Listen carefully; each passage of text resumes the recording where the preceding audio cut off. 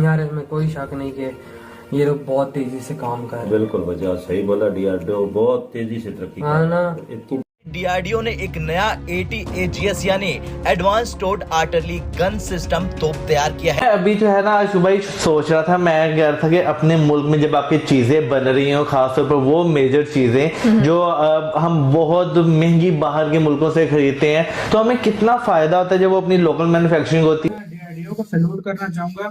दिन ब दिन ऐसे ऐसे वेपन निकालते हैं जिसकी हमें होशो गुमान नहीं होती।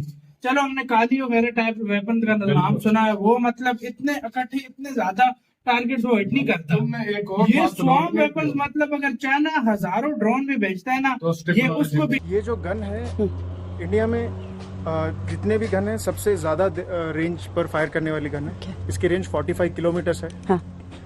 और इसमें ऑटोमेटिक लोडिंग फायरिंग कैपेबिलिटी है। इंडिया ने कितनी इस किस्म के मुख्तलिफ किस्म के वेपन्स बनाए हुए हैं, कोई ना बंदा हैरान होता है कि यार ये क्या हो रहा है, क्या मतलब क्या कुछ हो रहा है। और वजह ये चाइना ने जो इंडिया ने किया है ना, ये लद्दाख के लिए किया है। हाँ मतलब कि चाइना को बहुत ही बड़ा मतलब एक किस्म का झटका। जो देश डिजिटल वेपन्स के मामले में आगे है ना, वो पूरी दुनिया पर आगे।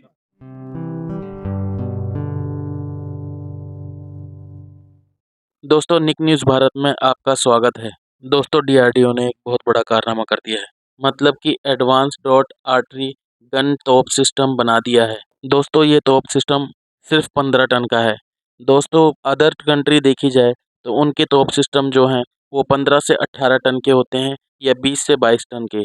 लेकिन दोस्तों, भारत ने बहुत ही कम बजट में ये तोप सिस्टम बना दिया है और ये तोप सिस्टम सिर्फ 15 टन का है, जिसे देखकर पाकिस्तान के पसीने छूट रहे हैं। और दोस्तों, तोप सिस्टम इतना हल्का है कि इसे हेलीकॉप्टर से पहाड़ पर ले जाया जा सकता है, वहाँ तैनात किया जा सकता है और इस तोप सिस्टम को उठाने के लिए किसी भारी भरकम हेलीकॉप्टर की भी ज़रूरत नहीं है। और दोस्तों, इस तोप सिस्टम की हिट रेंज बहुत ही ज़्यादा दूर है अदर तोप सिस्टम से। और दोस्तों, अदर कंट्री में जो तोप सिस्टम बनाए जाते हैं वो काफ़ी भारी भरकम होते हैं। डीआरडीओ को बनाया गया तोप सिस्टम काफ़ी हल्का है, ओनली 15 टन का है। अब दोस्तों, भारत आने वाले समय में डिफेंस वेपन आयात करने की बजाय निर्यात करना शुरू कर देगा। दोस्तों, इसी बात पर पाकिस्तानी मीडिया आगे की वीडियो में बात कर रहा है और पाकिस्तानी मीडिया कह रहा है कि मोदी जी का मेक इन इंडिया का प्रोग्राम जोर पकड़ रहा है। तो दोस्तों, देर ना करते हुए चलते हैं आगे की वीडियो की तरफ और देखते हैं पाकिस्तानी रिएक्शन।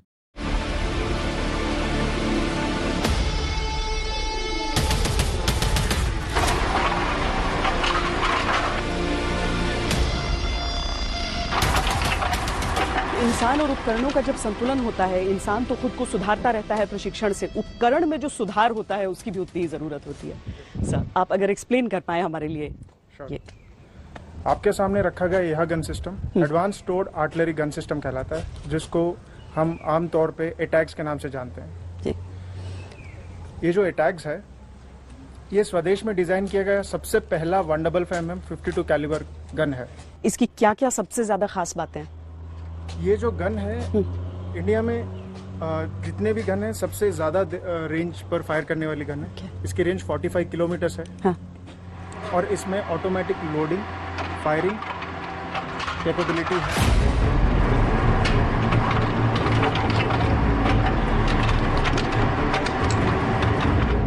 ये ट्रायल चल रहा है इसका अभी?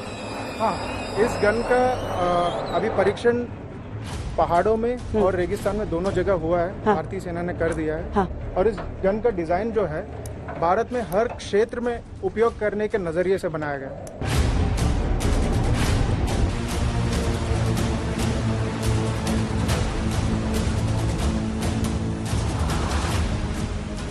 भारतीय सेना में 155 मिलीमीटर बोफोर्स का इस्तेमाल होता रहा। करगिल के युद्ध में किस तरीके से उसने पूरी बाजी को पलट दिया वो सबने देखा। लेकिन अब है 155mm धनुष और ये स्वदेशी है। सर, 1 साल पहले इसके ट्रायल्स पूरे हो गए थे, पर अब कब तक हम समझे इसका इंडक्शन होगा? इस गन का इंडक्शन ऑलरेडी शुरू हो चुका है। अच्छा। में इसकी खासियत क्या क्या है? फर्स्ट ऑफ ऑल, ये पूरी तरह इंडिया में विकसित फर्स्ट 155mm 45 कैलिबर का धनुष गन है, जो कि GSF gun carriage factory Jabalpur द्वारा बनाया गया है। ये बोफोर्स के ट्रांसफर ऑफ टेक्नोलॉजी पर आधारित है। निर्माण के दौरान बोफोर्स गन्स में इन्होंने काफी सारी इंप्रूवमेंट्स किया है। जैसे इस गन्स का बैरल का कैलिबर 39 कैलिबर से इंक्रीज करके 45 कैलिबर बना दिया गया है, जिसके कारण इसका अधिकतम रेंज 30 किलोमीटर से बढ़कर 36 किलोमीटर हो गया है। अच्छा। साथ ही साथ इसमें एडवांस आधुनिक फीचर्स भी दिया गया है, इलेक्ट्रॉनिक फीचर्स, जिसके कारण ये स्वचालित लिंक भी किया जा सकता है। अच्छा।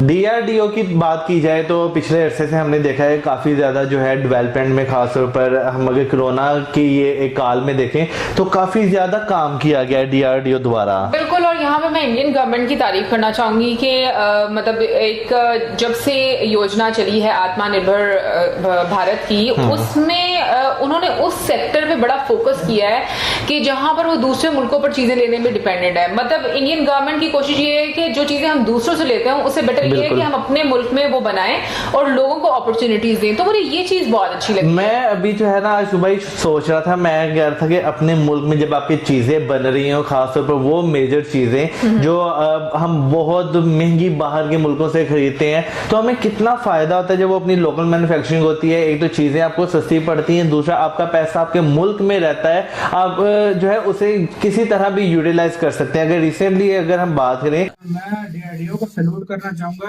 दिन ब दिन ऐसे ऐसे वेपन निकालते हैं जिसकी हमें होशो गुमान नहीं होती।